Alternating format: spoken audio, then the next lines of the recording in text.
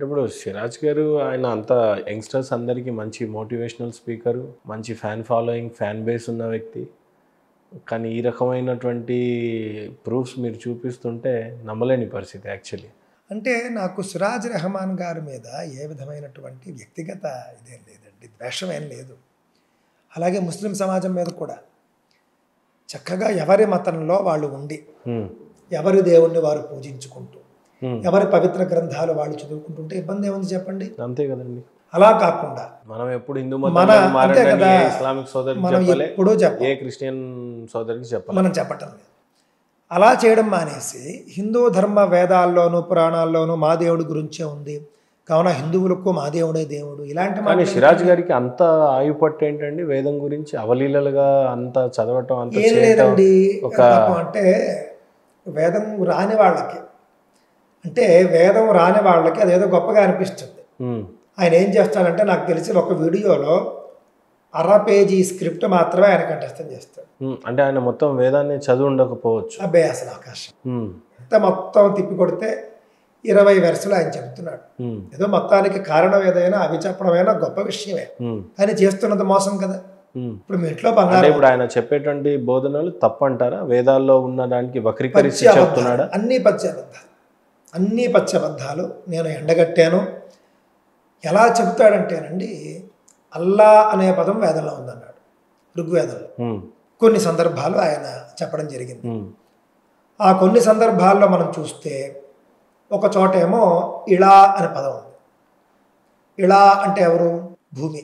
అగ్ని సూక్తంలో 2వ మండలంలో మొట్టమొదటి సూక్తం 11వ మంత్రం, ఋగ్వేద సంహిత. అగ్ని సూక్తంలో మంత్రం అది అగ్నిదేవుణ్ణి ఉద్దేశించినటువంటి, అగ్నిదేవుణ్ణి ఉద్దేశించిన మంత్రం. త్వమగ్నే అదీతిర్దేవదాశుషే త్వం హోత్రా భారాతి వర్ధసే గిరా త్వమీళా ఆశతహీమాసి దక్షాసే త్వం వృత్రః వాసుపతే సరస్వతి. ఇక్కడ మీకు ఎక్కడైనా అల్లా పదం అనిపించిందా? లేదు. ఇక్కడ త్వమిళా అని ఉందండి. త్వం ఇళా అని సంధి. ఈ సంధిలోంచి ఇళా అనే పదాన్ని తీసుకున్నాడు. ఇది అల్లానే అని చెప్పాడు. ఇలా అంటే ఎవరు? పృథ్వీ అని అర్థం. మీరు సంస్కృత నిఘంటువులు చూస్తే ఇలా అంటే భూమి, ఇలా అంటే భూమి అని అర్థం, ఇలా అంటే అల్లానే అని చెప్పాడు. అంటే ఏమిటి? మీరు భూమిని పూజిస్తారా? ఎందుకు ఈ కబుర్లు ఎందుకు? ఈ విధంగా అబద్ధం అండి. ఇంకొకసారి ఇంకొక సందర్భంలో కొంచెం హాస్యాస్పదంగా ఉంటుంది. అలాయ్యస్య అని ఒక చోటు ఉందండి. అలాయ్యస్య, అలాయ్యస్య అనే పదం ఉంటే అలాయ్యస్య అనే పదాన్ని 2 ముక్కలు చేసి ఆ అలా అని ఉన్నదాన్ని మా అల్లానే అన్నాడు. లాయ్యస్య అనే పదం దానికి నా చేరితే అలాయ్యస్య అని మారుతుంది. ఆ పదం యొక్క నిర్మాణం అన్ని వేరు. అలాయ్యస్య అని ఉన్నటువంటి ఆ పదాన్ని తీసుకుని వచ్చి అందులో అల్లా ఉన్నారు అని చెప్పుకుని వచ్చాడు. ఎక్కడైనా వేదంలో అల్లా గురించి చెప్పినట్టుగా ఉందా? ఒకటి. రెండోది, పదే పదే సిరాజ్ గారు నేను చూశాను, వేదాల్లో అల్లా గురించి ఉంది కాబట్టి వేదం తర్వాత పుట్టింది అన్నట్టుగా చెప్పుకొచ్చాడు. అసలు వేదాల గురించి ఖురాన్లో ఉందా కనీసం? లేదా ఖురాన్ గురించి మన వేదాల్లో ఉందా? ఏంటి అసలు బ్రదర్ సిరాజ్ గారు చెప్పేటువంటి ఈ బోధనలు? ఏమీ లేదు, అంతా హాస్యాస్పదమైనటువంటి కామెడీ చేస్తుంటాడు ఆయన, కామెడీ ఎంటర్టైనర్. ఇప్పుడు వేదాల కాలం ఏమిటండి? వీళ్ళు ఎంత తగ్గించి చెప్పినా కూడా వేదాల కాలం నేటికి కనీసం 7,000 సంవత్సరాలకు పూర్వమే, అంతే కదా. 6-7 చెబుతూనే ఉన్నారు. 6-7 సంవత్సరాలంటే అప్పటికి ఇంకా బైబిల్ ప్రకారం సృష్టి ప్రారంభం కాలేదు. బైబిల్ ప్రకారం సృష్టి ప్రారంభం కాలేదంటే ఇస్లాం ప్రకారం కూడా సృష్టి ప్రారంభం కాలేదు. నాటి కాలం నాటి వేదాల్లో నిన్న కాక మొన్న మా దేవుడు ఈయన అని మీరు తెలుసుకున్నటువంటి, నిన్న కాక మొన్న అంటే 1400 ఏళ్ల క్రితం మా దేవుడు ఈయన అని తెలుసుకున్నటువంటి మీ దేవుడి గురించి వేదంలో ఎందుకు ఉంటుంది? అంటే జనం మీకు అంత పిచ్చివాళ్ళలాగా కనిపిస్తూ ఉన్నారు. ఒక అడ్డు ఆపు లేదా మీ అబద్ధాలకి? మీ మతం కాలం ఏమిటి? మీ పవిత్ర గ్రంథం ఎప్పుడు అవతరించింది?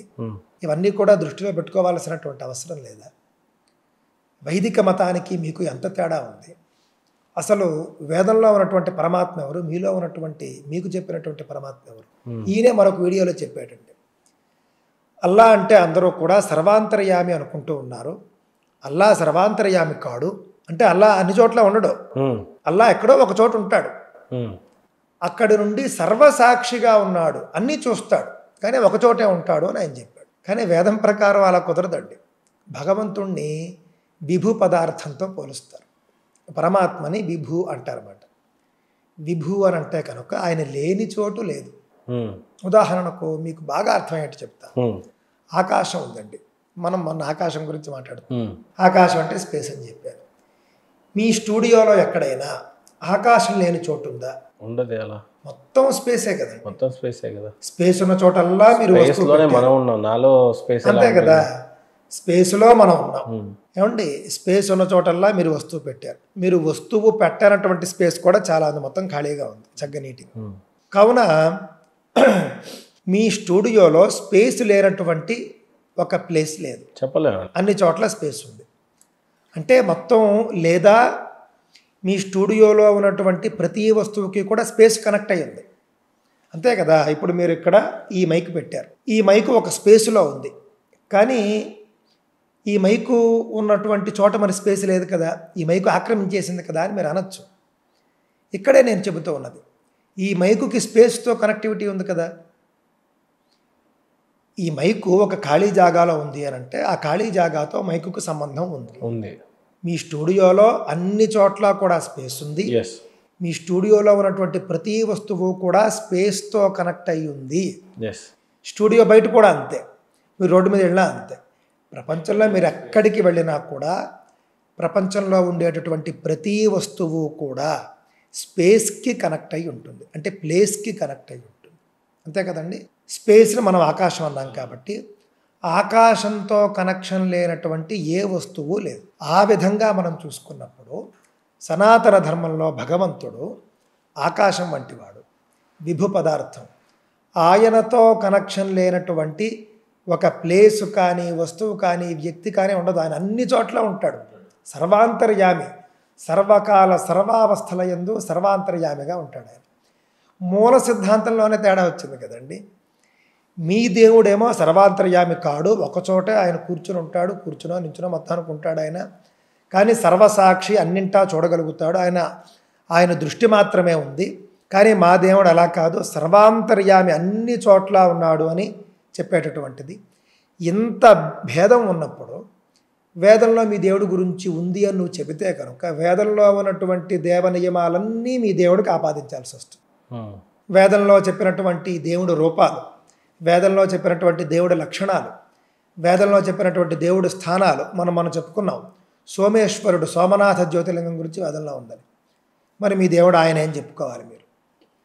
ఈ విధంగా ఎందుకు అక్కర్లేనటువంటి స్వరూపాల్లో ఉన్నాయి అన్నీ కూడా ఆపాదిస్తాయి. ఇప్పుడు వేదంలో ఒకవేళ రావి చెట్టు దేవుడు అని చెప్తే కనుక ఖచ్చితంగా మీరు రావి చెట్టును పూజించాలి. వేదంలో మీ దేవుడు ఉంటే వేద నియమాలన్నీ నీకు వచ్చేస్తాయి. వేదంలో కనుక నదిని పూజించమని ఉంటే కనుక మీరు నదిని పూజించాలి. మళ్ళీ ఆ విషయానికి వచ్చేసరికి మీకు కోపం వచ్చేస్తుంది. మడి స్నానాలు చేసి మడి పూజలు చేయాల్సి వస్తుంది. అన్నీ మొత్తం వేద విధానంలో మీరు చేయాలి. కావున ఇలాంటి నాటకాలు ఆడకండి. నా యొక్క హెచ్చరికల్లా ఒకటే, హెచ్చరికో లేకపోతే రిక్వెస్టో ఏమైనా సరే, మీ మతం గురించి మీ మతస్థులకి మీ మత గ్రంథాల్లో ఉన్నటువంటి విషయాలు మీరు చెప్పుకుంటే ఎవరికి అభ్యంతరం లేదు, ఉండనక్కర్లేదు. వేదాల్లోకి చొరబడకండి. వేదాల్లోకి చొరబడి ఉదాహరణకి మీ ఇంట్లో 1 కేజీ బంగారం ఉందండి. నా ఇంట్లో 1 కేజీ బంగారం అంత లేదులేండి, ఊరికే మాట వరసకి చెప్తున్నా. మా ఇంట్లో మీ బంగారం మీది, నా బంగారం నాది. మీరేమన్నారు వచ్చి మీ ఇంట్లో ఉన్న బంగారం కూడా నాదే అన్నారు. అప్పుడు నేనేం చేస్తాను? దండించాల్సి వస్తుంది, గొడవ ఆడతాను సహజంగాను. అదే బయట వాళ్ళు వేరే వాళ్ళు అయితే కొట్టేయడానికి వచ్చేస్తారు. అవును, అంతే కదా. ఆ విధంగా నీ ఇంటి బంగారం నీది, నువ్వు ఉంచుకో, అది నీకు బంగారం. నా ఇంటి బంగారం నాది, నేను ఉంచుకుంటాను. నా ఇంట్లో బంగారం నీది అని చెప్పడం ఏమిటి విడ్డూరం కాకపోతేను. అలాగే మా ఇంట్లో మేము వంట చేసుకుంటూ ఉన్నాం. మీరు వచ్చి ఏమన్నారంటే మీ ఇంట్లో చేస్తున్నటువంటి వంట కూడా నాకే అన్నారు. అప్పుడు మా అమ్మగారు మా నాన్నమ్మ ఉంటే ఏం చేస్తుంది? కత్తిపేటతో కొడుతుంది. అంతే కదండి. పక్కింటి వంటలో చేసే వంటలో భోజనం కూడా నాదే అని చెబుతున్నాడు. మీ ఇంటి వంట నువ్వు భోజనం చేయాలి, మా ఇంటి వంట నేను భోజనం చేస్తాను. అన్నదానం చేసుకున్నప్పుడు అన్న సంతర్పణలో అందరూ కలిసి భోజనం చేద్దాం. అంతేగాని ఈ వేషాలు ఎందుకు? పక్కింటి వంట కానీ ఈ వేషాలు ఎందుకు? పక్కింటి వంటగదిలోకి తొంగి చూసి ఆ వంట పదార్థాలన్నీ కూడా మాకే అని చెప్పడం దేనికి? ఇది తప్పు అని నేను చెప్తున్నాను. గురుగారు ఇందాక కల్వరి టెంపుల్ వాళ్ళకి కొంత బిజినెస్ ఇచ్చినట్టుగా కనిపిస్తూ ఉంది. మీరు ఎంతకు కొన్నారు ఆ బైబిల్? 2300 అండి. ఒకసారి చూడొచ్చు ఆ బైబిల్ని? ఇది మీరు సరే, వాళ్ళు ఎలా గౌరవిస్తారో మనకు తెలియదు, కానీ నేనైతే చెప్పులు ఇప్పేసే. తప్పకుండా అండి. ఇగో నేను ఎంతసేపు అసలు చెప్పులు వేసుకొని లేను. సరే, ఇది పరిశుద్ధ గ్రంథము అని రాసింది. అలా టెంపుల్ రిఫరెన్స్ ఏమన్నా ఇచ్చారా గురుగారు? లేదండి, అక్కడ అమ్మారు అంతే. ఓకే. ఇక్కడ రాయడం మాత్రం జీసస్ సొసైటీ ఆఫ్ ఇండియా అనుకుంటా, okay, Bible society of India వాళ్ళు అమ్మినట్లు. అయితే దీని యొక్క ఖరీదు 2000. ఏమండి? 2000. 2300 అండి. సరే, మాకేం ఇబ్బంది ఏం లేదు, పాపం తప్పుగా తీసుకోవద్దు క్రిస్టియన్ సోదరులంతా కూడా. అయితే నాకు వచ్చిన చిన్న ఇబ్బంది ఏంటంటే గురుగారు, కల్వరి టెంపుల్ అని రాస్తుంది. యాక్చువల్లీ ఈవెన్ మీరు గూగుల్ వెతికినట్టయితే ఎప్పుడైనా చూసారా? చూసారండి. అంటే ఇది వెళ్ళారు అని అంటే చర్చికి వెళ్ళారు మీరు? అంటే నేను వెళ్ళాలా, నేను కొన్నాను అంటే కొనిపించా, అంటే ఎవరన్నా పంపించారు? ఓ, అంటే మీరు వెళ్ళలేరు. ఇలా చూసారా కల్వరి టెంపుల్? టెంపుల్ అంటే ఏంటి? సరే, నాకు తెలిసింది అయితే ఆలయం మాత్రమే. లేదు, ఇంకా మీరేమన్నా పరిశోధించారేమో నాకు తెలీదు. అయితే నా అభ్యంతరం అంటే నా ఉద్దేశం ఏంటంటే, ఇక్కడ నాకు వచ్చిన సమస్య, కల్వరి చర్చ్ అని ఉండాలి, అంతేనండి. కల్వరి టెంపుల్ అని ఉంది. ఏమన్నా దీని మీద మాట్లాడగలుగుతారా? నేను చెబుతానండి మీకు. నా దగ్గర ఆక్స్ఫర్డ్ ఇంగ్లీష్ డిక్షనరీ ఉంది. ఆక్స్ఫర్డ్ ఇంగ్లీష్ టు ఇంగ్లీష్, మళ్ళీ ఇంగ్లీష్ టు తెలుగు అనుకున్నారు. ఇంగ్లీష్ టు ఇంగ్లీష్, మళ్ళీ ఇంగ్లీష్ టు తెలుగు కాదు. అందులో టెంపుల్ అనే పదానికి అర్థం ఏమిటి? వీళ్ళు నేను ఉదయం తెలుగు బైబిల్ చదివితే నాకేదో ఇంగ్లీష్ రాదనుకున్నారు. నేను ఇంగ్లీష్ మాట్లాడినాను. టెంపుల్ అని ఉన్న చోట a building used for the worship of a god or gods, especially in religions other than Christianity. మీకు అర్థమవుతుందా? Other than Christianity. మరి ఈయన కల్వరి టెంపుల్ అని పేరు మళ్ళీ స్పష్టంగా ఏమన్నారంటేనండి, అదర్ దెన్ క్రిస్టియానిటీ అని చెప్పేసి బుద్ధిస్ట్, హిందూ, సిక్ టెంపుల్ అని స్పష్టంగా చెప్పేస్తోంది Oxford dictionary. Other than Christianity క్రైస్తవేతరులు పూజించుకునేటటువంటి ప్రార్థనా మందిరానికి టెంపుల్ అని పేరు అని స్పష్టంగా ఉంది. అంటే క్రైస్తవుల ప్రార్థనా మందిరం ఎప్పటికీ కూడా చర్చు కాదు, కాబోదు. మరి ఎందుకు ఆ పేరు పెట్టినట్టు?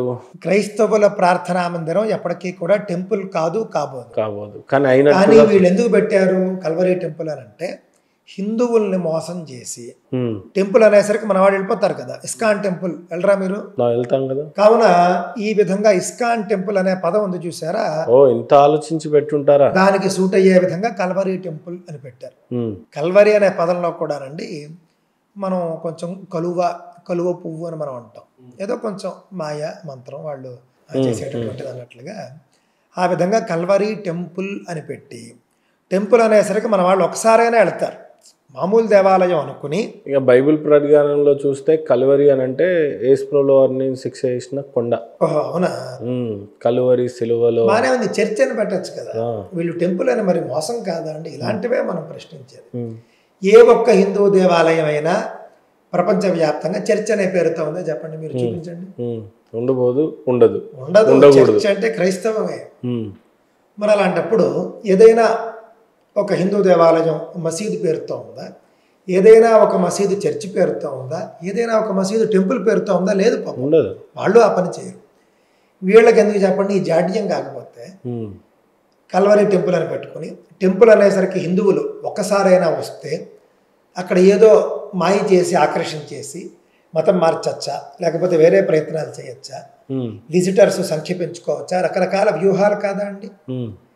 ఇది ఖచ్చితంగా ఆక్స్ఫర్డ్ డిక్షనరీలో టెంపుల్ అనే పదానికి క్రైస్తవుల ప్రార్థనా మందిరం అర్థం కానే. కల్వరి సతీష్ గారు తన పనిని తను చేసుకుంటూ తన మతాన్ని తను బోధించుకుంటూ వెళ్ళిపోతున్నాడా, లేదా హిందువులని మతమే మార్చాలి అనేది ప్రధానంగా ఎజెండా పెట్టుకొని ముందుకు కొనసాగుతున్నారా? ఏ రకమైన వాదన వినిపించచ్చు? అదే మీరు మొన్న అన్నారు కదా, సంవత్సరానికి 3 లక్షల మందిని మతం మారుస్తున్నాడు అని చెప్పారు మీరు.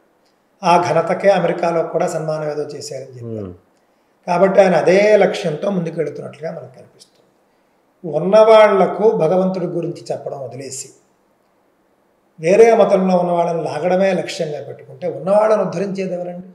అవును కదండి, ఇది ఒక దౌర్భాగ్యం కదా. మన హిందువులకి మనం మన పాఠ్యాలు బోధించుకోవటంలో తప్పే లేదు.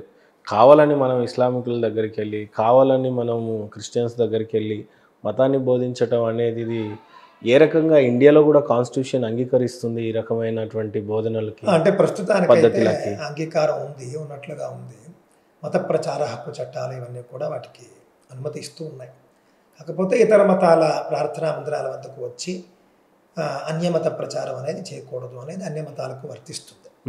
తిరుమల మొదలైన క్షేత్రాల దగ్గర అది గట్టిగా అమలు చేస్తూ ఉన్నారు.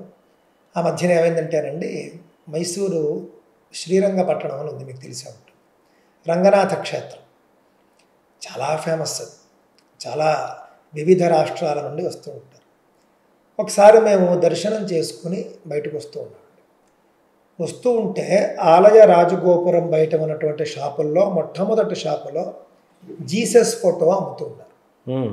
జీసస్ ఫోటో, మేరీ మాత ఫోటో, అన్ని ఫోటోలు, ఆ మతానికి సంబంధించినటువంటి అన్ని ఫోటోలు అమ్ముతున్నారు. నేను చూడలేదు, మా అన్నయ్య చూశాడు. మా అన్నయ్య కూడా జర్నలిస్ట్ అండి ఒక పత్రికలో. ఆయన చూశాడు.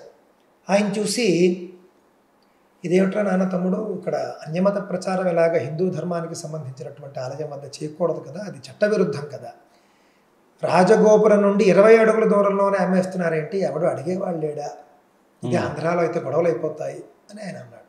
నేను చూడలేదండి, ఆయన చూపించగానే నేను చూశాను. చాలా ఆశ్చర్యపోయాను, నేను ఎప్పుడు చూడలేదు అసలు. ఇదేమిట్రా, ఇదెక్కడే విడ్డూరం అని చెప్పేసి వెళ్ళి మేము షాపు వాడిని నేను ఒక్కడనే వెళ్ళి అడిగాను. అడిగితే కొంచెం దురుసుగా సమాధానం చెప్పాడు షాపు వాడు. ఇది టూరిస్ట్ ప్లేస్ అండి, ఇక్కడ అందరూ వస్తారు, ఇక్కడ అమ్మద్దంటే ఎలా అన్నాడు. నేను అన్నాను, అదేమిటండి, హిందూ ధర్మానికి సంబంధించినటువంటి ఆలయం టూరిస్ట్ ప్లేస్ ఎలా అవుతుంది, హిందువులు మాత్రమే వస్తారు కదా, ఇది సరికాదు అని నేను అన్నాను. మీరు వెళ్ళి గుడిలో మాట్లాడుకోండి అన్నాడు. అంటే ఏమిటి, గుడి వాళ్ళు అనుమతించారన్నట్లుగా ఇదని చెప్పారు. మీరు ఎవరైనా ఉంటే వాళ్ళతో మాట్లాడుకోండి, నాతో కాదు, వాళ్ళు చూసుకుంటారు అని అన్నాడు. ఏం చేసామని ఎలా మాట్లాడుతున్నాను, మా వాడు అక్కడ దూరం నుండి వీడియో తీసాడు. వీడియో తీస్తే అది నేను అప్లోడ్ చేశానండి. అది బ్యాక్గ్రౌండ్లో పెట్టుకుని గ్రీన్ మ్యాట్లో నేను ఆడియో చెప్పి తెలుగు భాషలోను కన్నడ భాషలోనూ కూడా 2 వేరువేరు రీల్స్ చేసి అప్లోడ్ చేశాను. తెలుగు భాషలో ఓవర్ నైట్ 6 లక్షల మంది చూశారు. కన్నడ భాషలో ఓవర్ నైట్ 1 లక్షల మంది బాగానే చూశారు. ఇది పెద్ద చర్చనీయాంశం అయిపోయింది. తర్వాత రోజు ఉదయం నన్ను కొంతమంది అక్కడ స్థానిక హిందుత్వ సంస్థల వాళ్ళు సంప్రదించారు. నేను కూడా ఒకసారి ఒక తెలిసినటువంటి అడ్వకేట్తో మాట్లాడి, ఇక్కడ కర్ణాటక చట్టాలు ఎలా ఉన్నాయి, హిందూ దేవాలయానికి బయట ఈ విధంగా అమ్మడానికి చట్టం అనుమతిస్తుందా లేదా ఏమిటి మొత్తం అంతా కూడా ఒక్కసారి ఎంక్వైరీ చేసాం. అంటే మనం మళ్ళీ ఫుల్ఫిల్డ్గా వెళ్ళి ఈవోతో మాట్లాడాలంటే ఉండాలి కదండి. మాట్లాడితే చట్టంలో స్పష్టంగా హిందూ దేవాలయానికి 500 అడుగుల దూరంలో ఏ విధమైనటువంటి అన్యమత ప్రచారము కూడా చిత్ర రూపంలో కానీ, ధ్వని రూపంలో కానీ, వీడియో రూపంలో కానీ చేయకూడదు. అంతేకాదు అన్యమతస్థుల వ్యాపారం కూడా చేయకూడదు. అక్కడ 500 అడుగుల ప్రెమిసెస్ అంటారు, టెంపుల్ ప్రెమిసెస్లో చేయకూడదని చట్టం ఉందని తెలిసింది. వెంటనే ఈవో దగ్గరికి వెళ్ళాం, విషయం చెప్పాం. ఆవిడ ముందే కొంచెం భయపడినట్లుంది. వెంటనే అసలు మేమేమీ పర్మిషన్ ఇవ్వలేదండి, మీరు ఉండగానే వాళ్ళని పిలిచి చెప్పేస్తాను, తీయించేస్తామని ఆవిడ అంది. అన్ని షాపులకి కలిపి ఒక ప్రెసిడెంట్ ఉంటాడు, అతన్ని పిలిపించి, ఈ షాపు ఓనర్ని పిలిపించి కొంచెం గట్టిగానే మందలించి మేము దగ్గర ఉండగానే ఆ ఫోటోలు తీయించేసాం. వాళ్ళే తీయించేసిన తర్వాత అది కూడా నేను వీడియోలో పెట్టడం జరిగింది. లక్షలాది మంది చూశారు. ఇందులో నేను చెప్పదలుచుకుంది ఏంటంటే, హిందూ ఆలయాల దగ్గర ఎందుకు చెప్పండి అమ్మడం, అమ్మకూడదు కదా, చట్ట విరుద్ధము. అంటే వాంటెడ్ లేదో గొడవ పడ్డం అది కూడా కాదు, అక్కడికే హిందూ వస్తాడు కాబట్టి ఎక్కడో ఒక చోట లాగాల గేలం వేయాల్సింది మనకి. ఇప్పుడు ఇది నేను ఎందుకు చెప్పానంటే, కలవరి టెంపుల్ ఇక్కడ కలుస్తుంది మనకి.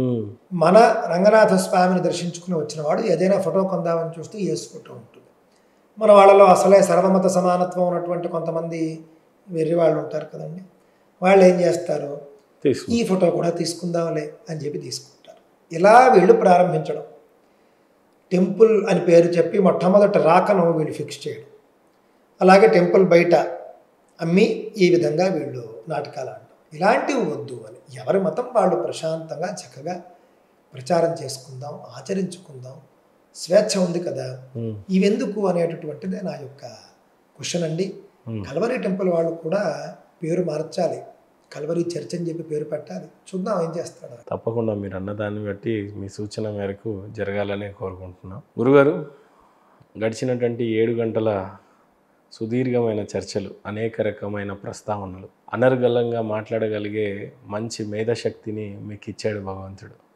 చరిత్ర గురించి మాట్లాడినా, ఇతిహాసాల గురించి, పురాణాల గురించి, దేని గురించి మాట్లాడినా చాలా చక్కగా చెప్పారు. మీ గురించి కూడా తెలుసుకోవాలి కదా, భవ్యం కాబట్టి మీ గురించి, మీ నేపథ్యం గురించి, మీ వేద పాఠశాల గురించి, ఒక్కసారి మీ జీవితయానం గురించి చెప్పాలని కోరుకుంటున్నాను. నా పేరు అందరికీ తెలిసినటువంటిదేనండి. నా వయసు 33 సంవత్సరాలు, 34 అనుకుంటా, 33 నుండి 34 వచ్చినటువంటి. నాదొక ఛానల్ ఉంది, హిందూ ధర్మక్షేత్రం అని. అందులో నేను వీడియోలు చేస్తూ ఉంటాను. చాలామంది చూస్తూ ఉన్నారు, ప్రోత్సహిస్తూ ఉన్నారు. నేను వేద పాఠశాలలో చేరిందండి 10వ ఏట మా అమ్మగారు నాన్నగారు ఉపనయనం చేసి, అన్నవరంలో ఉపనయనం చేసి 10వ సంవత్సరంలో నన్ను వేద పాఠశాలలో చేర్చారు. 10వ సంవత్సరం నుండి 22 ఏళ్ల వయస్సు వచ్చేంత వరకు, 23 ఏళ్ల వయస్సు వచ్చేంత వరకు నేను వేదాధ్యయనం చేశాను. ఋగ్వేదం కొంచెం ఆంధ్ర ప్రాంతంలో తక్కువ అండి పండితులు. అప్పుడు నేను చదువుకునే రోజుల్లో తక్కువ, ఇప్పుడు కొంచెం పెరిగారు, పర్వాలేదు. కావున ఒకే చోట చదువు సాగలేదు. ఆంధ్రాలోనే 2-3 ప్రదేశాలు మార్చాల్సి వచ్చింది. ఆ తర్వాత తమిళనాడులో కుంభకోణం వెళ్ళాల్సి వచ్చింది. ఆ తర్వాత చివరగా మళ్ళీ తిరుపతిలోనే నేను పూర్తిగా పూర్తి చేసుకున్నాను. ఈ విధంగా నాది విద్యాభ్యాసం ఇదంతా కూడా పూర్తయింది. తర్వాత అధ్యాపనం దగ్గరికి వచ్చేసరికి మైసూరులో శ్రీ గణపతి సచ్చిదానంద స్వామీజీ వారి ఆశ్రమంలో వేద పాఠశాలలో నేను పాఠాలు చెబుతున్నాను. వారికి నాకు చాలా అనుబంధం ఉంది. వారు నాకు గొప్ప మార్గదర్శనం చేస్తారు. అదేవిధంగా దత్తపీఠ ఉత్తరాధిపతులు శ్రీ దత్త విజయానంద తీర్థ స్వామీజీ వారు కూడా మంచి మార్గదర్శనం చేస్తారు. ఇద్దరు చక్కగా మంచి ప్రోత్సాహం ఇస్తారు. ఎంతమంది ఉంటారండి పిల్లలు వేదం నేర్చుకునే? అక్కడ మైసూరులో మా వేద పాఠశాల 110 మంది ఉంటారు. వయసు ఏముంటుంది? 7 ఏళ్ల వయస్సు నుండి మొదలుపెట్టి 22 ఏళ్ల వయస్సు వరకు ఉంటారు. అంటే 7 ఏళ్ల వయసు వరకు ఆయన ఏమన్నా ముందే ఇంకా వేదం రిలేటెడ్గా చదువుకొని ఉండాలా పిల్లలు, లేకపోతే మీ దగ్గరకు వచ్చేస్తే ప్రాపర్గా ఉపనయనం అయి ఉండాలి. సంధ్యావందనం అది కూడా వాళ్ళు నేర్చుకుంటే మంచిది. అక్షరాలు ఖచ్చితంగా చదవడం రాయడం రావాలి, ఇది మినిమం. అంతేకాకుండా కొన్ని వాళ్ళ యొక్క ప్రవర్తన సంస్కారం బేసిక్స్ నుంచే నేర్పిస్తారు అక్కడ. అంటే బేసిక్ చదువులు చదివి వస్తే, అంటే ఆల్మోస్ట్ ఏ క్లాస్ వరకు? 7th అంటే 3rd, 4th, 5th క్లాస్ వరకు చదువు ఉండాలా? ఒక 5th వరకు ఉంటే మేలు అంటాము. కనీసం 3rd అయినా ఉంటే చదవడం రాయడం గట్టి కొద్దిగా తెలుగు అంతేనండి. మరి తెలుగు అది రావాలి కదా. అలా లేని వాళ్ళు కూడా ఒకళ్ళిద్దరు, వాళ్ళ పేరెంట్స్ నేనంటే బాగా అభిమానం, ఆశ్రమం అంటే బాగా అభిమానం, వాళ్ళు చేర్చి మీరే అక్షరాలు నేర్పించండి అని కూడా అన్నారు. అది కూడా జరుగుతోంది, పర్వాలేదు. ఓకే, ఈ విధంగా మా పాఠశాల ఉంటుందండి. వేదం నేర్చుకునే వాళ్ళకి మెయిన్ ప్రాబ్లం ఉంటుంది. బ్రాహ్మిన్సే అయి ఉండాలా ఒకటి, నాన్ బ్రాహ్మిన్ అయినా పర్లేదా ఒకటి, రెండోది ఫుడ్. నాన్ బ్రాహ్మిన్ అయి ఉంటే కనుక కొంత నాన్ వెజ్ తినే ప్రయత్నాలు చేస్తారు పిల్లలు. చాలామంది క్రికెటర్స్, స్పోర్ట్స్ బ్రాహ్మిన్స్లో కూడా ఉన్నారు.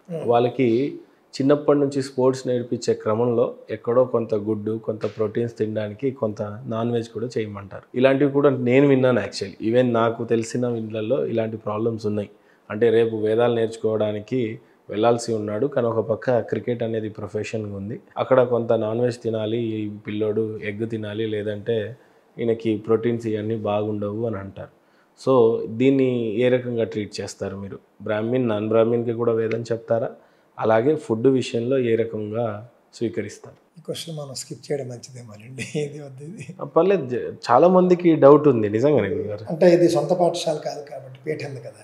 పీఠ ఉంది ఆయన, అంటే ఉద్దేశాలు ఏమున్నాయి అనేది అంతేనా? ఇది అంటే క్యాస్ట్ దొద్దు అనుకున్నాను ఫస్ట్. క్యాస్ట్ దొద్దు, జస్ట్ నార్మల్ అట్లా టచ్ చేయండి, చాలా ఎక్కువగా స్పందించకండి, చిన్నగా స్పందించండి. వేద విద్య అనేటటువంటిదండి బ్రాహ్మణులకి కొన్ని కర్మలు చెప్పారు, షట్కర్మలు. అధ్యయన, అధ్యాపన, యజన, యాజన, దాన, ప్రతిగ్రహణ అని. అధ్యయనం అంటే చదవడం, అధ్యాపనం అంటే పాఠాలు చెప్పడం, యజ్ఞం చేయడం, చేయించడం. అదేవిధంగా అంటే యజ్ఞం అంటే కేవలం యజ్ఞం అనే కాదు, దైవ కార్యాలన్నీ కూడా. అదేవిధంగా దాన, ప్రతిగ్రహణ, దానం చేయాలి, దానం తీసుకోవాలి. ఈ 6 కర్మలు కూడా ఉంటాయి.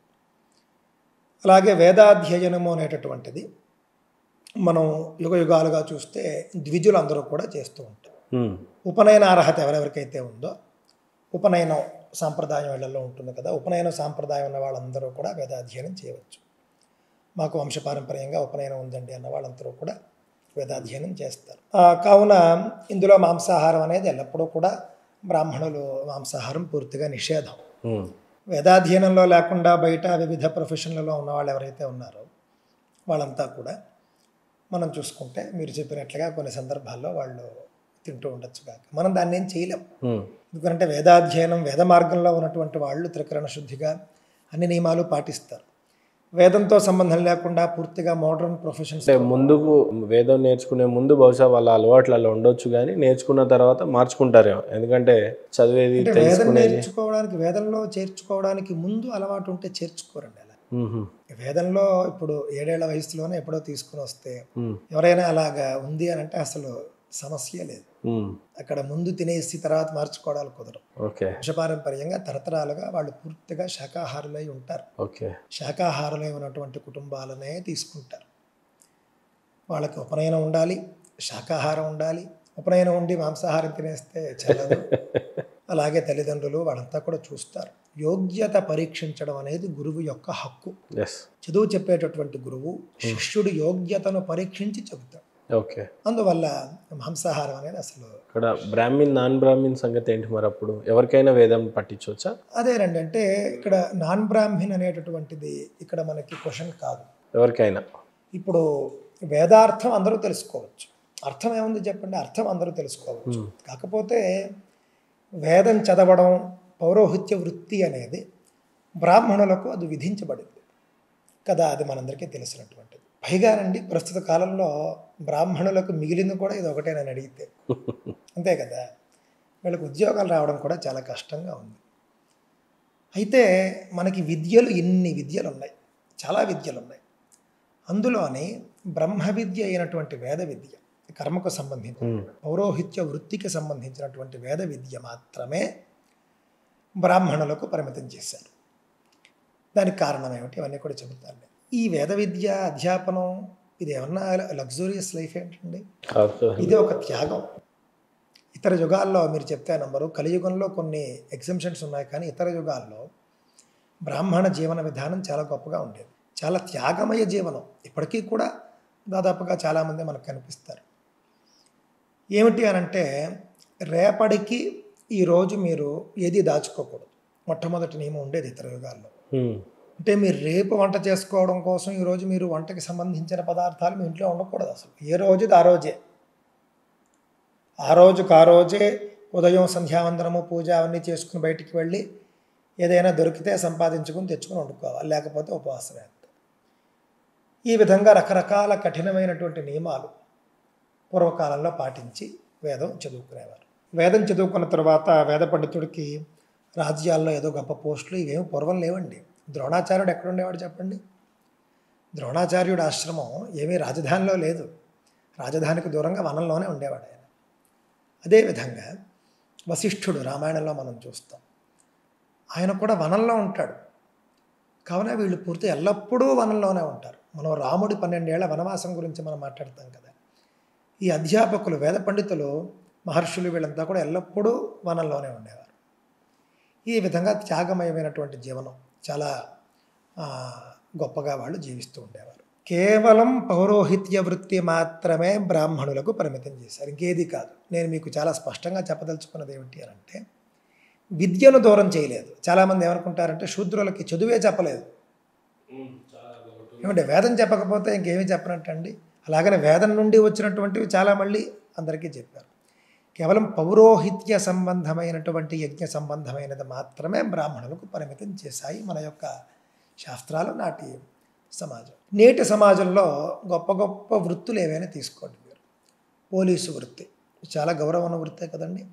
డాక్టర్ వృత్తి చాలా గౌరవప్రదమైనటువంటిది.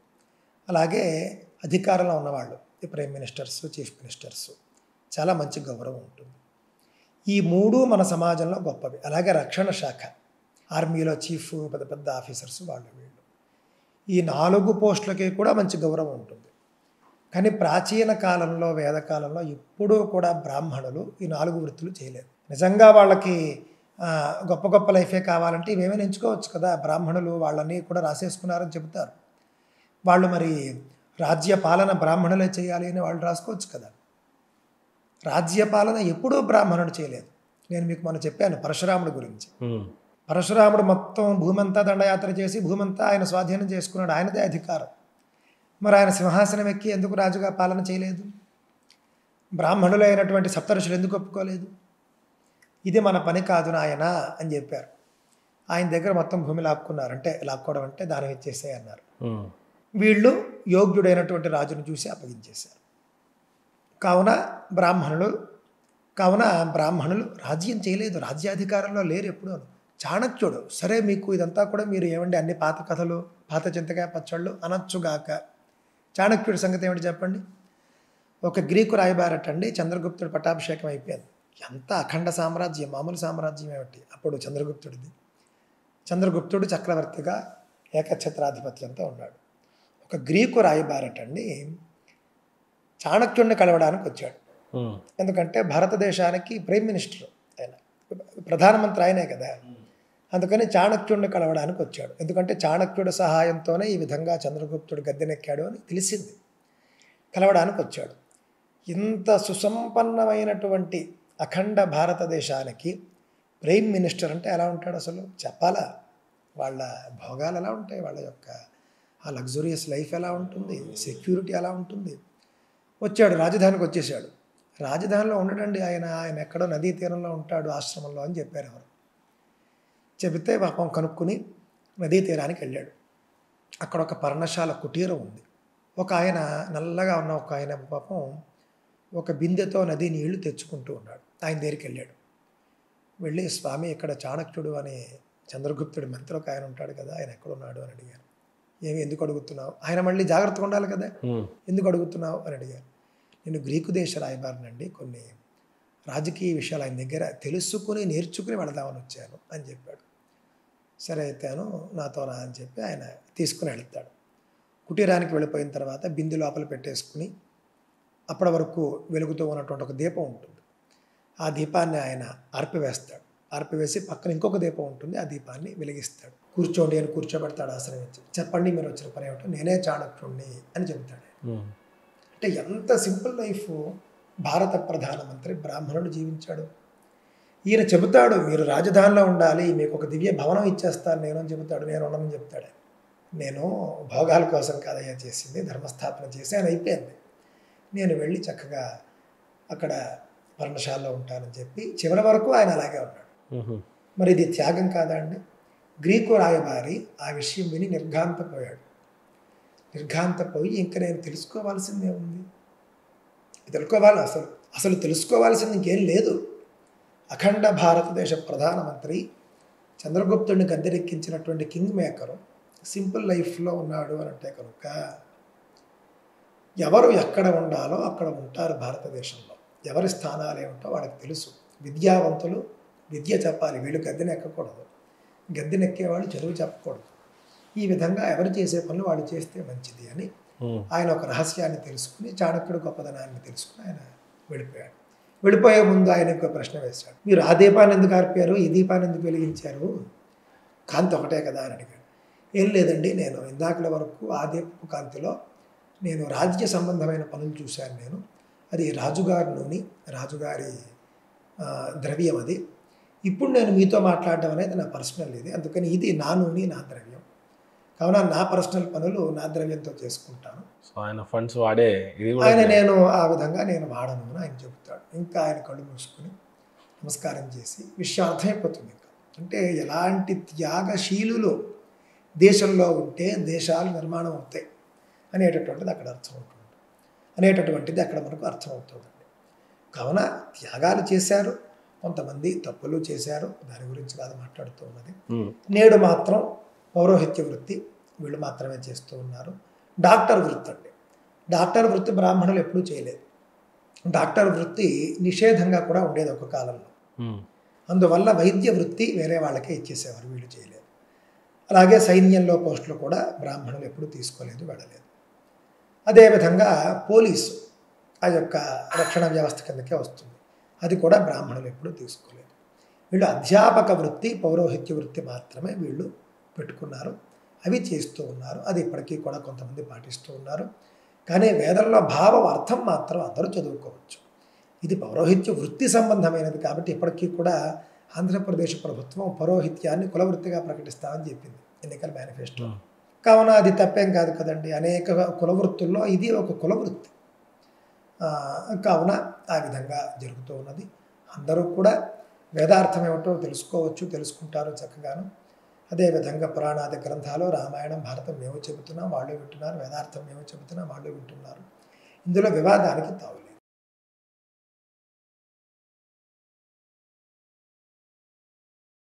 8 గంటల ఇంటర్వ్యూ సమీపిస్తూ ఉంది.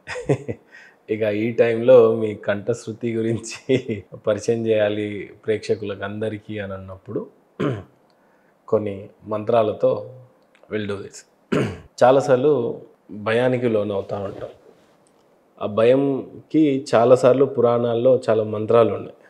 సో భయపడినప్పుడు నేను కొన్ని చెప్పుకుంటూ వెళ్తాను. మీరు మంత్రాలతో ఎలాంటి మంత్రం జపిస్తే అవి బాగుంటాయి అనేది మీరు చెప్పాలి. సో భయపడ్డప్పుడు ఆంజనేయ స్వామిని స్మరించాలి. బుద్ధిర్బలం యశోధైర్యం నిర్భయత్వమరోగత అజాడ్యం వాక్పటుత్వంచ హనుమత్స్మరణాత్ భవేత్. ఇందులో ముఖ్యంగా చెప్పారండి, బుద్ధి కోసం, బుద్ధిశక్తి కోసం, బలం కోసం, యశస్సు అంటే కీర్తి కోసం, ధైర్యం కోసం, నిర్భయత్వం భయం లేకుండా ఉండడం కోసం, అరోగత రోగం లేకుండా ఉండడం కోసం, అజాడ్యం అంటే కొంచెం ఒక రకంగా ఉంటూ ఉండడం అండి. అంటే కాస్త యాక్టివ్గా లేకపోవడం, వేగంగా లేకపోవడం, ఇదంతా కూడా ఉంటుంది నిస్సత్తువులాగా. అజాడ్యం. వాక్పటుత్వంచ వాక్పటిమ కావాలన్నా కూడా మీ అందరికీ ఉపయోగపడుతుంది. హనుమత్స్మరణాత్ భవేత్ అన్నారు. ఇందులో ఏమి కావాలన్నా కూడా హనుమంతుణ్ణి స్మరించండి అన్నారు. అందులో ముఖ్యంగా మీకు ధైర్యం వేరే చెప్పాడు, నిర్భయత్వం వేరే చెప్పాడు. అంటే ధైర్యం కావాలన్నా, భయం పోవాలన్నా కూడా ఆంజనేయ స్వామిని స్మరించండి అని ఈ శ్లోకంలో ఉంది. మరి ఆంజనేయ స్వామిని ఎలా స్మరించాలి అని అంటే కనుక అంజనానందనం వీరం జానకీ శోకనాశనం కపీశమక్షహంతారం వందే లంకా భయంకరం. ఈ శ్లోకాన్ని సదా స్మరించుకుంటూ ఉంటే మనకు భయం పోతుంది, ధైర్యం కలుగుతుంది. చాలాసార్లు అప్పుల బాధలో ఉన్నప్పుడు అప్పులు పోవాలి అని అంటే ఏ రకమైన మంత్రం జపించాలి? అప్పులు పోవాలి అని అంటే అనేక మార్గాలు ఉన్నాయండి. అందులో ముఖ్యంగా మనం చెప్పాలి అని అంటే రుణమోచక గణపతి అని ఒక ఆయన ఉన్నాడు. రుణమోచక గణపతి మంత్రాన్ని జపించవచ్చు. లేదా రుణ విమోచన అంగారక స్తోత్రము అని ఉంది. ఆ అంగారక స్తోత్రాన్ని కూడా పఠించవచ్చు. ముఖ్యంగా చెప్పాలి అని అంటే కనుక ధరణీ గర్భ సంభూతం విద్యుత్ కాంతి సమప్రభం కుమారం శక్తిహస్తంచ తంకుజం ప్రణమామ్యహం. ఈ శ్లోకం అంగారకుడిది. ఈ శ్లోకాన్ని చదివితే కనుక అప్పులు పోవాలి అని సంకల్పం చేసుకుని చదివితే కనుక అప్పులు పోయేటటువంటి అవకాశం ఉంటుంది, అప్పులు తీరేటటువంటి అవకాశం ఉంటుంది. జ్ఞానం కోసం స్టూడెంట్స్ ఎప్పుడైనా జపించాలన్నప్పుడు విద్య బాగా రావాలి అని అంటే? మంచి ప్రశ్న వేశారండి. జ్ఞానం, విద్య బాగా రావాలన్నా కూడా సరస్వతీదేవి అనుగ్రహం ఉండాలి.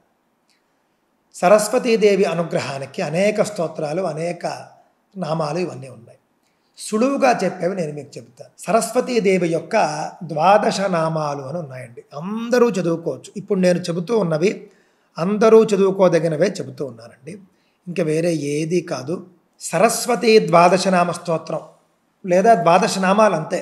12 అంటే 12 నామాలు ఉన్న స్తోత్రం లేదా 12 నామాలు చదివితే చాలు. సరస్వతీదేవినే బ్రాహ్మీ అని కూడా అంటారండి. ఆ నామాలు మీకు నేను చెబుతాను. ప్రథమం భారతీ నామ, ద్వితీయం చ సరస్వతి, తృతీయం శారదాదేవి, చతుర్థం హంసవాహన, పంచమం జగతి ఖ్యాతం, షష్ఠం వాగీశ్వరీ తథా కౌమారీ, సప్తమం ప్రోక్తం, అష్టమం బ్రహ్మచారిణి, నవమం బుద్ధిదాత్రీ చ, దశమం వరదాయిని, ఏకాదశం క్షుద్రఘంట, ద్వాదశం భువనేశ్వరి. ఇంతే. దీని గురించి ఫలశ్రుతి చెబుతున్నారు ఇవి చదివితే ఏమవుతుందని. బ్రాహ్మీ 12 నామాని, బ్రాహ్మీ అంటే సరస్వతి, ద్వాదశ నామాని అంటే 12 నామాలు. త్రిసంధ్యం యః పఠేన్నరః 3 కాలాల్లోనూ కూడా ఎవరైతే జపిస్తారో సర్వసిద్ధికరీ తస్య అన్నింటా కూడా వాళ్ళకు జయమే, అన్నీ సిద్ధిస్తాయి. ప్రసన్న పరమేశ్వరి సరస్వతి అమ్మవారు ప్రసన్నురాలుగా ఉంటుంది. సామే వసతు జిహ్వాగ్రే చాలా ముఖ్యమండి ఇది. సరస్వతీదేవి ఆ వ్యక్తి యొక్క నాలుక మీద నివసిస్తుంది, బ్రహ్మరూపంగా నివసిస్తుంది అని అక్కడ చెబుతూ ఉన్నారు. ఈ స్తోత్రం కూడా మీరు చదవలేము అని అంటే కేవలం నామాలు చెబుతాను మీకు. భారత్యై నమః, సరస్వత్యై నమః, శారదాదేవ్యై నమః, హంసవాహనాయై నమః, జగత్యై నమః, వాగీశ్వర్యై నమః, కౌమార్యై నమః, బ్రహ్మచారిణ్యై నమః, బుద్ధిదాత్ర్యై నమః, వరదాయిన్యై నమః, క్షుద్రఘంటాయై నమః, భువనేశ్వర్యై నమః. ఈ నామాలు 3 పూటలా చదువుకుంటే చాలు. ఒక్కొక్క నామానికి నాకు తెలిసి 1 సెకండ్ పడుతుందండి. పోనీ 2 సెకండ్లు వేసుకోండి. 12 × 2 24 సెకండ్లు పడుతుంది పూటకి. పూటకి మీరు 24 సెకండ్లు మీరు కేటాయించలేరా? నిమిషం కేటాయించండి, 3 సార్లు చదవండి. నిమిషంన్నర కేటాయించండి, 3 సార్లు చదవండి. 3 పూట్లా చదవండి. రోజుకు 9 సార్లు అవుతుంది. సరస్వతీదేవి అనుగ్రహం తప్పక కలుగుతుంది. జాబ్లో యోగ్యం కావాలన్నా, పొలిటికల్గా రాజయోగానికి అర్హులు అవ్వాలన్నా ఏ మంత్రం జపిస్తే బాగుంటుంది? సహజంగానండి మీరు రాజయోగం అని అంటూ ఉన్నారు, అంటే ఉద్యోగ సంబంధమైనటువంటి విషయాలు మీరు చెబుతూ ఉన్నారు. కొంచెం ఇలాంటి వాటికి శని కారకుడు అవుతూ ఉంటాడు. కావున శనిదేవుణ్ణి స్మరించడం, శని సంబంధమైనటువంటి జమ్మి చెట్టు చుట్టూ ప్రదక్షిణలు చేయడం, ఇలాంటివి చాలామందికి కొంచెం హాస్యాస్పదంగా అనిపిస్తాయి. చాలా తప్పండి. మీకు చెట్టు అనేటటువంటిది కనిపించే దైవం. చెట్టులో మీకు శక్తి ఉంటుంది కదండి, చైతన్య శక్తి ఉంటుంది కదా. మీలో నాలో ఏ విధమైనటువంటి ఆత్మశక్తి ఉంటుందో చెట్టులో కూడా అదే విధమైనటువంటి ఒక చైతన్యం ఉంటుంది. కాకపోతే అది జడం, అంటే కదలదు, మనం తిరుగుతూ ఉంటాం, అంతే తేడా. కావున జమ్మి చెట్టు చుట్టూ ప్రదక్షిణలు చేయాలి. 1 లక్ష్మీ సంబంధమైనటువంటి మంత్రం చెప్పుకోవచ్చు, మహాలక్ష్మియే నమః అని చెప్పుకోవచ్చు. లేకపోతే లలితా సహస్రంలో ఉన్నటువంటి ఒక శ్లోకం, ఒక నామం, దౌర్భాగ్యతూల బాతూల జరాధ్వాంతర విప్రభా భాగ్యాభ్యచంద్రికా భక్త చిత్త కేకి ఘనా ఘన. ఈ శ్లోకం మొత్తం జమ్మి చెట్టు చుట్టూ తిరుగుతూ ప్రదక్షిణలు చేయొచ్చు. మహాలక్ష్మియే నమః అని చెప్పుకుంటూ ప్రదక్షిణలు చేయొచ్చు. లేకపోతే శని శ్లోకాన్ని చెప్పుకుంటూ కూడా నీలాంజన సమాభాసం రవిపుత్రం యమాగ్రజం ఛాయామార్తాండ సంభూతం తన్నమామి శనైశ్చరం. ఈ శ్లోకం చెబుతూ కూడా జమ్మి చెట్టు చుట్టూ ప్రదక్షిణలు చేయొచ్చు. అలా చేయగా చేయగా చేయగా మీకు ఉద్యోగం వస్తుంది. ఉద్యోగంలో ప్రమోషన్లు వస్తాయి. గవర్నమెంట్ ఉద్యోగం కూడా వచ్చేటటువంటి అవకాశం ఉంటుంది. దయ్యాలు ఉన్నాయని చాలాసార్లు భయపడతా ఉంటారు కొంతమంది, ఆత్మలు ఉన్నాయి అన్నట్టు. మరీ ముఖ్యంగా చెప్పాలంటే చిన్న చిన్న విలేజెస్, గ్రామాలలో ఉన్న వాళ్ళు ఎక్కువగా నమ్ముతూ ఉంటారు, భయం ఎక్కువగా పడతా ఉంటారు. దయ్యాలు ఉన్నాయి, ఆత్మలు ఉన్నాయి, మా కూతురికి పట్టిందో లేకపోతే ఆయనకే కొద్దిగా భయంగా ఉన్నప్పుడు, అర్ధరాత్రులు ఎటన్నా వెళ్ళినప్పుడు ఎలాంటి మంత్రం జపిస్తే బాగుంటాయి? అప్పుడు కూడా ఆంజనేయ స్వామి మంత్రమేనండి. ఇందాక చెప్పినటువంటి ఆంజనేయ స్వామి మంత్రమే అప్పుడు కూడా మీరు జపిస్తే కనుక మీకు అసలు చెప్పక్కర్లేదు. దెయ్యాలు ఆంజనేయ స్వామిని స్మరిస్తే అంత దూరం వెళ్ళిపోతాయి. కావున అలాంటి సందర్భాల్లో మీకు ఆంజనేయ స్వామి మంత్రమే చాలా గొప్పగా పనిచేస్తుంది. కాలభైరవుని కూడా స్మరించవచ్చు. కాలభైరవాయ నమః అని కూడా చెప్పవచ్చు. ఇష్టదైవాన్ని కూడా స్మరించవచ్చండి. శివుణ్ణి స్మరించవచ్చు, శివాయ నమః అని చెప్పవచ్చు. విష్ణువుని స్మరించవచ్చు, నారాయణాయ నమః అని చెప్పవచ్చు. ఈ విధంగా ఏ దేవుడి నామాన్ని వదిలిపెట్టకుండా జపించినా కూడా చక్కగా ఈ యొక్క భయాలన్నీ కూడా పోతాయండి. తెల్లవారుజామున లేవగానే ఆడవారు ఏ రకమైన నామాన్ని జపిస్తూ పూజలు చేసుకుంటే బాగుంటుంది? లేదంటే మగవారు వాళ్ళ డేని స్టార్ట్ చేసే ముందు ఏమైనా మంత్రాలు జపించి స్టార్ట్ చేస్తే బాగుంటుందా? చేస్తే ఎలాంటివి? తప్పకుండానండి. ఇది కూడా మీరు మంచి ప్రశ్న వేశారు మీరు. ఆడవారు ముఖ్యంగా మనం చెప్పుకుంటే ఉదయం లేచి వాళ్ళు నిత్యకృత్యాలన్నీ కూడా పూర్తి చేసుకున్న తర్వాత తులసి పూజ చేయాలి వాళ్ళు. అలాగే ఇంట్లో దీపం పెట్టుకుని ఇంట్లో కూడా పూజ చేసుకోవాలి. ముందు తులసి పూజే చేయాలి అని చెబుతూ ఉన్నారండి. ఆ తర్వాత ఇంట్లో పూజలు చేసుకోవాలి. మగవారైతే కనుక వాళ్లకు సంధ్యావందనము అవి ఉంటే అవి చేసుకోవాలి. అవి లేకపోతే కనుక సూర్యుడికి నమస్కారం చేసుకుని 12 సూర్యుడు నామాలు చెప్పుకుని వాళ్ళు నిత్య విధులు మొదలుపెట్టుకోవచ్చు. ఓం మిత్రాయ నమః, రవయే నమః, మిత్రాయ నమః, రవయే నమః, సూర్యాయ నమః, భానవే నమః, ఖగాయ నమః, పూష్ణే నమః, హిరణ్యగర్భాయ నమః, మరీచయే నమః, ఆదిత్యాయ నమః, సవిత్రే నమః, అర్కాయ నమః, భాస్కరాయ నమః. ఈ నామాలు ఆడవాళ్ళు మగవారు ఇద్దరూ చెప్పచ్చు. ఇద్దరూ చెప్పి ఉదయం రోజు ప్రారంభించుకుంటే బాగుంటుంది. 3 సార్లు చేస్తే మరీ మంచిది. ఒక్కొక్క నామానికి ఒక్కొక్క సాష్టాంగ నమస్కారం మగవారు సూర్యుడికి చేస్తే మరీ మంచిది. ఈ విధంగా రోజువారీ విధులు నిర్వర్తించుకోవచ్చు. వాటితో పాటుగా ఇంకొన్ని నామాలు కూడా చెప్పుకోవచ్చు వాళ్ళకి శక్తి ఉంటే కనుక. అవేమిటంటే లక్ష్మీనారాయణాభ్యాం నమః, ఉమామహేశ్వరాభ్యాం నమః, వాణీ హిరణ్యగర్భాభ్యాం నమః, శచీపురందరాభ్యాం నమః, అరుంధతీ వసిష్ఠాభ్యాం నమః, సీతారామాభ్యాం నమః, సర్వేభ్యో మహాజనేభ్యో నమః. ఈ 8 వాక్యాలు చెప్పుకుంటే బ్రహ్మ విష్ణు మహేశ్వరులు భార్యలతో సహా వచ్చేస్తారు. ఇంద్రుడు శచీదేవి, అలాగే వశిష్ఠుడు అరుంధతీదేవి మహర్షి ఆయన. అదేవిధంగా సీతారాములు మహాజనులైనటువంటి గొప్ప గొప్ప ఋషులు మొదలైనటువంటి వాళ్ళు. వీళ్ళందరికీ ఒక్క నమస్కారం చేసుకుని బయటికి వెళితే చాలా మంచిది. రైట్ గురుగారు, ఇప్పటిదాకా ఎలాంటివి మంత్రాలు జపిస్తే బాగుంటాయి అని చెప్పి అడిగాను. ఇప్పుడు నేను బ్యాక్ టు బ్యాక్ దేవుడి పేరు చెప్తాను, ఆ దేవుడి యొక్క మంత్రం మీకు ఇష్టం ఉన్న మంత్రం జపించండి. మహాశివుడు. ఓం అయం మే హస్తో భగవాన్ అయం మే భగావత్తరః అయం మే విశ్వభేషజోయం శివాభీమర్షణః. మహాలక్ష్మి. ఓం హిరణ్యవర్ణాం హరిణీం సువర్ణరజతస్రజాం చంద్రాం హిరణ్మయీం లక్ష్మీం జాతవేదో మఆవహ. వెంకటేశ్వర స్వామి. ఓం శ్రియః కాంతాయ కళ్యాణ నిధయే నిధయేర్థినాం శ్రీవేంకటనివాసాయ శ్రీనివాసాయ మంగళం. గణపతి. ఓం గణానాం త్వా గణపతిం హవామహే కవిం కవీనాముపమశ్రావస్తమం జ్యేష్ఠరాజం బ్రహ్మాణాం బ్రహ్మణస్పత ఆనశృణ్వన్నోతిభిः సీదసాదానం. శ్రీ మహావిష్ణువు. ఓం తద్విష్ణోః పరమం పదం సదా పశ్యంతి సూరయాః దివి ఇవ చక్షురాతాతం తద్విప్రా ఆసో విపన్యవో జాగృవాంసః సమింధతే విష్ణోర్యత్పరమం పదం. శ్రీరాముడు. ఓం రామాయ రామభద్రాయ రామచంద్రాయ వేధసే రఘునాథాయ నాథాయ సీతాయాః పతయే నమః. లక్ష్మీ నరసింహ స్వామి. ఓం ఉగ్రం వీరం మహావిష్ణుం జ్వలంతం సర్వతోముఖం నృసింహం భీషణం భద్రం మృత్యున్నమామ్యహం. అమ్మవారు. ఓం గౌరీర్మీమాయ సలిలాని తక్షత్యేకాపదీ ద్విపదీ సా చతుష్పదీ అష్టాపదీ నవాపదీ బభూవుషీ సహస్రాక్షరా పరమే వ్యోమన్.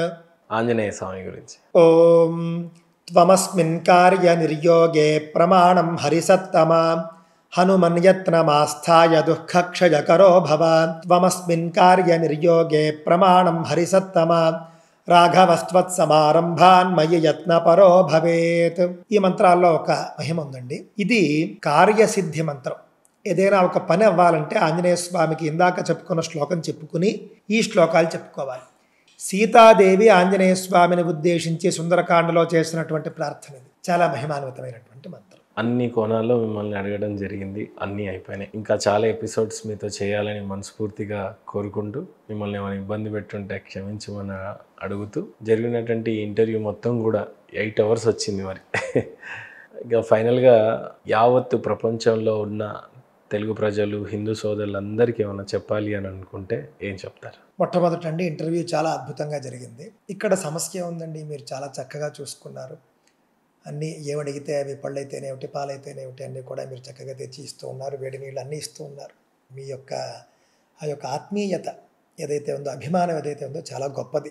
మిమ్మల్ని ఆశీర్వదించక తప్పదు. మీరు ఉన్నత స్థితిలోకి వెళ్ళాల్సిందే. ఉన్నత పదవులు, ఉన్నతమైనటువంటి అన్ని ఐశ్వర్యాలు కూడా మీకు కలగాలి అని కోరుకుంటూ, ప్రపంచవ్యాప్తంగా ఉన్నటువంటి హిందువులకు మనం ఏం చెప్పాలి అని అంటే, తెలుగు వాళ్ళకు మనం ఏం చెప్పాలి అని అంటే, మొట్టమొదట మీ పిల్లలకు మీరు హిందూ ధర్మం గురించి చెప్పండి. మీ పిల్లలకు మీరు హిందూ ధర్మం గురించి చెప్పకపోతే వేరే మతం వాళ్ళు ఆ మతాన్ని మీ పిల్లలకు బోధిస్తారు. బాగా చెప్పారు. కావున ఇది మర్చిపోకండి. చిన్న వయసు నుండే చెప్పండి. మీరు చెప్పలేదనుకోండి, వాడికి తెలుసుకోవాలని ఆసక్తి ఉన్నప్పుడు వేరే మతం వాడి వద్దకు వెళితే వాడు చెబుతాడు, మతం మారిపోతాడు. అప్పుడు మీరు బాధపడి నెత్తి నోరు కొట్టుకునే ప్రయోజనం లేదు. కావున చిన్న వయస్సు నుండే మీరు పిల్లలకి దేవుడి గురించి, మన ధర్మం గురించి చెప్పాలి. పైగా రామాయణ భారతాలు చదివి వినిపించాలి. వాళ్లకు చదవడం వచ్చాక చదివించాలి. ఎందుకు అనంటే, జీవితంలో కష్టాలు అనేవి సర్వసహజము, సర్వసాధారణము అనేది వాళ్లకు రామాయణ భారతాల ద్వారా తెలుస్తుంది. తద్వారా వాళ్లకు ఆత్మస్థైర్యం పెరుగుతుంది. రేపు ఏ సాఫ్ట్వేర్ ఉద్యోగంలోనో చేరినప్పుడు చిన్న చిన్న సమస్యకే వీళ్ళు బెంబేలెత్తిపోయి ఆత్మహత్యల దాకా వెళ్ళేటటువంటి వాళ్ళు కనిపిస్తూ ఉన్నారు. కారణం ధర్మం గురించి చెప్పకపోవడమే. రామాయణము భారతము చదివితే ధర్మరాజు రాముడు పడ్డటువంటి కష్టాల ముందు ఇది కష్టమా అసలు అని వాళ్ళకి చాలా చిన్నగా అనిపిస్తుంది. అనిపించి వాళ్ళు ధైర్యంగా ఎదుర్కొంటారు. కావున మన ధర్మం గురించి చెప్పండి, మన గ్రంథాల గురించి చెప్పండి, నైతిక విలువలు బోధించండి, ఎవరెవరిని ఎలా గౌరవించాలో బోధించండి. ఇళ్లకు పెద్దవాళ్ళు వచ్చినప్పుడు నమస్కారం చేయడం అలవాటు చేయండి. నానమ్మలు, అమ్మమ్మలు వీళ్ళంతా కూడా వచ్చినప్పుడు నమస్కారాలు చేయడం అలవాటు చేయండి. అలాగేనండి, చాలా ముఖ్యమైనది, బంధువుల్లో తిరగడం అలవాటు చేయండి. నేటి రోజుల్లో అసలు ఎవరికి ఎవరు చుట్టాలో తెలియనటువంటి పరిస్థితి మన హిందూ కుటుంబాల్లో. నలుగురు బంధువులకు మించి ఎక్కువ పరిచయాలు పెట్టుకోవట్లేదు. పరిచయాలు అసలు తెలియటం లేదు. కానీ హిందువులు చాలా ముఖ్యంగా ఇది పిల్లలకు అలవాటు చేయాలి. ఎంతమంది చుట్టాలు ఉంటే అంతమంది చుట్టాలు కూడా మీకు మంచివాళ్ళు అనిపిస్తే, వాళ్ళ వల్ల మీకు ఏదైనా హాని అనిపిస్తే పక్కన పెట్టండి. కానీ ఉన్నటువంటి చుట్టాలందరినీ కూడా మీరు తప్పక మీ యొక్క పిల్లలకి పరిచయం చేయాలి, వాళ్ళతో ఎఫెక్షన్ ఏర్పాటు చేయాలి. చాలా బాగా చెప్పారు. ఈ విధంగా ఈ అన్ని సూచనలు కూడా పాటించే ప్రయత్నం చేయండి. దైవభక్తి వాళ్ళకు మీరు అలవాటు చేస్తే, ఏదో ఒక దేవుడికి వాళ్ళు కనెక్ట్ అయి ఉన్నప్పుడు, ఆ దేవుడి మీద వాళ్ళకు ఒక ఎఫెక్షన్ ఉన్నప్పుడు, జీవితంలో వాళ్ళకు సమస్యలు వచ్చినప్పుడు ఎవ్వరికీ చెప్పుకోలేనటువంటి సమస్యలు కొన్ని ఉంటాయి, రెండో వ్యక్తికి కూడా చెప్పుకోలేరు. అలాంటప్పుడు వాడు వెళ్ళి భగవంతుడికి చెప్పుకొని సాంత్వన పొందుతాడు. మన సమస్య మనం ఒకరి దగ్గర చెప్పుకుంటే తప్పకుండా అది సగమైన పోతుంది కదండి. మరి అలాంటప్పుడు ఎవ్వరికీ చెప్పుకోలేని ప్రాబ్లమ్స్ ఉన్నప్పుడు దేవుడి దగ్గర చెప్పుకుంటే వాడి మనసులో దుఃఖం బయటకు వచ్చేస్తుందా లేదా? దేవుడు అజేయ శక్తి, మహాశక్తి కాబట్టి మరింత తొందరగా వాడి యొక్క కష్టం పోతుంది. కావున దేవుణ్ణి కూడా అలవాటు చేయండి.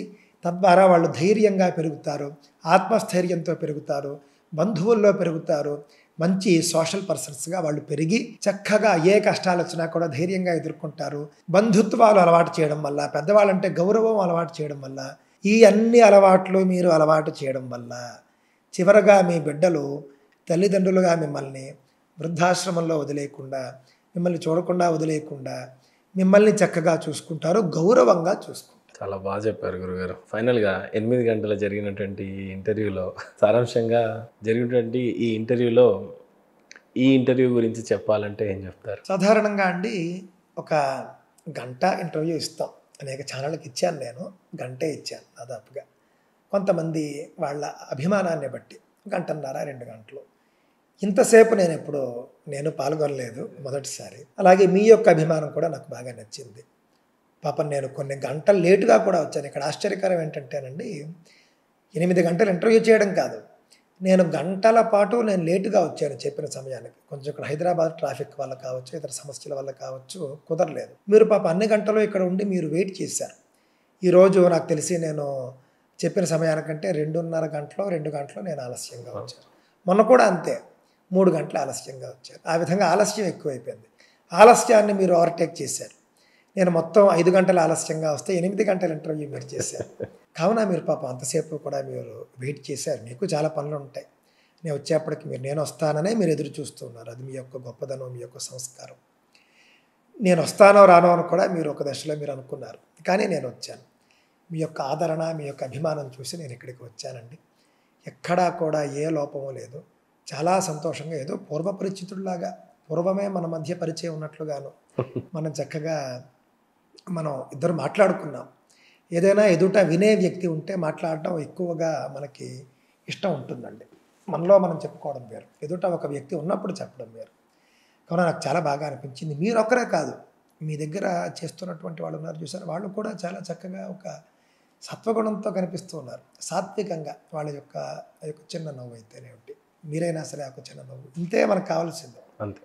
ఏదైనా అడగగానే వెళ్ళి తెచ్చి ఇవ్వడం, ఇదంతా కూడా మీరు మీ యొక్క ఛానల్ ఏదైతే ఉందో మొత్తం అందరూ కూడా స్టాఫ్ అందరూ కూడా చాలా నాకు బాగా నచ్చారు. థ్యాంక్ యూ సో మచ్ గురుగారు. అండ్ ఫైనల్గా మీ గురించి చెప్పాలంటే మీలో ఒక ధీరత్వం ఉంది గురుగారు. అంటే చాలామందికి వేదం తెలిసినా కూడా మాట్లాడితే నా మీద ఏమొచ్చి పడుతుందో అని రాకుండా ధర్మస్థాపన జరగాలి అని అంతే ఖచ్చితమైన వ్యక్తిగా కనిపించారు. కొంత గట్టిగా చెప్పాలి, దండించాలి, ధర్మం పక్షాన నిలబడాలి అని అంటే ఎంత దూరం అయినా వెళ్ళేంత గట్టి వ్యక్తిగా కనిపించారు. ఇంకా చెప్పాలి అని అంటే అంత దూరం నుంచి వచ్చి మా సైడ్ నుంచి ఇంకేమైనా ఇబ్బంది అయిందేమో అని మేమే ఆలోచిస్తున్నాం. కానీ ఇంకా మీతో చాలా చాలా ఎపిసోడ్స్ చేరగాలి. 54 ప్రశ్నలు నేను రాసుకుంటే నా ప్రశ్నల్లో 1-2 మాత్రమే మిమ్మల్ని అడగడం జరిగింది. సో నా టాపిక్స్ అన్నీ కూడా వేరే ఉండేవి.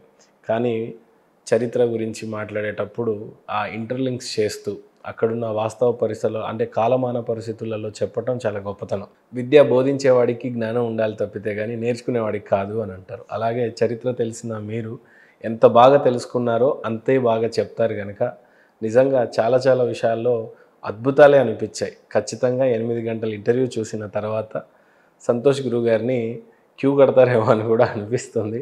ఖచ్చితంగా గురుగారిని కలవండి.